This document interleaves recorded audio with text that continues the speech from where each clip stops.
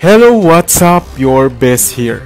Sa videong ito ay alamin natin ang isang kakaibang pamamaraan ng paglilibing na kung tawagin ay Capsula Mundi, na kung saan ang namayapa mong mahal sa buhay ay isisilid sa isang itlog. Narinig mo na ba ang pamamaraan ito ng paglilibing na kung tawagin nga ay Capsula Mundi?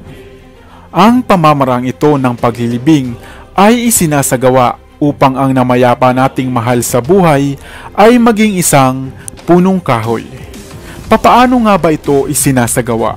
Capsula Mundi o kapsulang mundo ang ibig sabihin ay ginagamit upang hindi lamang magwakas sa alabok o pawang lapida na lamang ang alaala ng ating mga yumaong mahal sa buhay.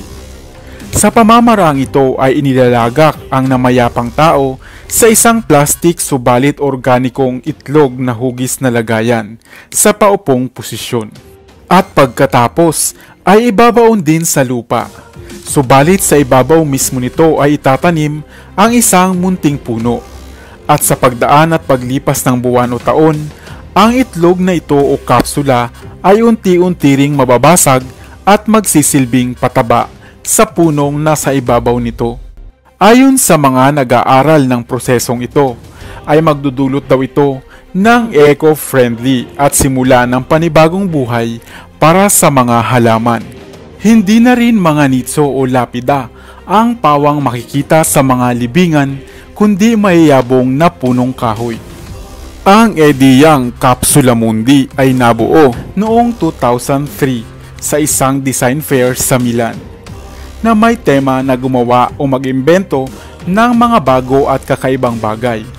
Subalit ang isang grupo ay nakabuo ng idea at konseptong ito na kinabibilangan nga ni Bretzel. Ayon sa kanya, walang nakaisip nito dahil ito nga naman ay nasa kabilang buhay na at madalas ay hindi na binibigyan ng masyadong importansya. Gamit ang Capsula Mundi ay maaari mong mabalikan at maalala ang yumaong mahal sa buhay sa pamamagitan ng isang puno. Pwede rin ito sa mga alagang hayop. At gamit ang GPS system ay ipapangalan nila ang punong ito sa ngalan ng yumao. Subalit legal nga ba ang ganitong pamamaraan? Oo, legal ang prosesong ito lalo na sa Amerika at Canada. Subalit sa ibang bahagi ng mundo, gaya sa Italy, ito ay ipinagbabawal pa. Sa palagay mo, okay kaya o epektibo ang pamamaraan ito dito sa atin sa Pilipinas? Hanggang sa kasalukuyan nga ay naglilikom pa rin sila ng mga petisyon para sa pamamaraan ito upang mas maging legal. Kaya sana ay mag-iwan ka ng iyong opinyon. Alin nga ba ang nauna? Ang itlog ba o ang manok? Isang paksa na magpasa hanggang ngayon ay pinagdidiskusyonan pa rin at pinagkakatuwaan. Subalit sa wakas ay maaari na ngang mawakasan ang usaping ito, sapagkat gaya ng nakikita mo sa larawang ito ay siguradong nauna na ang itlog kesa sa manok. Hello, what's up? Your best here.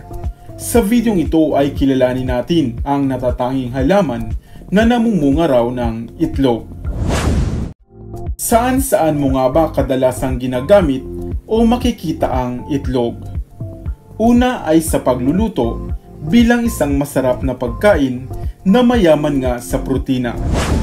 Minsan naman ay nilalagay rin ito sa mga garapon kasama ng asin bilang pampaswerte sa buhay. Mayroon ka rin sigurong nakita na itinusok sa mga dahon ng mga halamang agave at kadalasan nga ay ginagawang pataba o fertilizer sa mga halaman sa paso. Subalit, papaano kung sabihin ko sa iyo na mayroon palang isang halaman na namumunga ng itlog? Nakakita ka na ba? Ito ay ang halamang Solanum ovigerum, na sa di kalayuan nga ay mapagkakamalan mo talagang itlog ng isang manok na lumitaw sa bulaklak ng halaman. Ang halamang ito ay kapamilya rin ng Solanum melongena o mas kilala natin bilang talong o eggplant. Subalit maaari mo nga kayang kainin ang bunga ng halamang ito na animo ay isang itlog?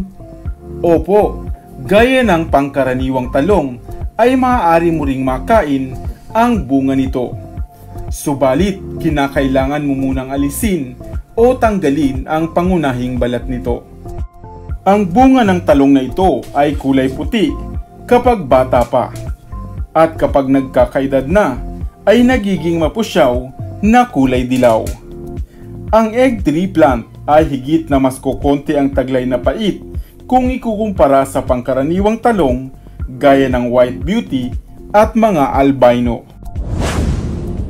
Subalit kung ikaw naman na isang plantita o plantito ay tiyak na magugustuhan mo rin ang halamang ito sapagkat napakaganda nitong garden plant at kahit pa nga bilang display na halaman sa bahay. Maaari mo itong itanim sa isang paso sapagkat ito ay tataas lamang ng 6 hanggang 12 inches. Ito ay maaaring ang mamunga ng 10 hanggang 20 piraso ng animoy malaitlog na bunga. At higit sa lahat ay siguradong pag-uusapan ito ng sino mang mapadaan sa bahay ninyo. Sa kasalukuyan nga ay maaari kang makabili ng 20 piraso ng buto ng egg tree plant sa halagang 75 pesos online at hihintayin mo na lamang na i-deliver sa inyong bahay. Hindi ba't maganda ang halamang egg tree plant? Bukod sa pang-display na at pang-dekorasyon sa bahay ay makakain mo pa. Nais mo rin bang magkaroon ng ganitong klase ng ornamental na halaman? Dito na sa Best TV, tayo ay matuto, utak mapuno ng bagong kaalaman. Dito na sa Best TV, tayo ay lumibot, lihim na mundo ay ating matuklasan. Dito yan sa Best TV, dito yan sa Best TV, dito yan sa Best TV. Sapagkat lamang ang laki may alam, dito yan sa Best TV. Sabay-sabay tayo na matuto, pagkat dito sa mundo lamang ang siyang maruto.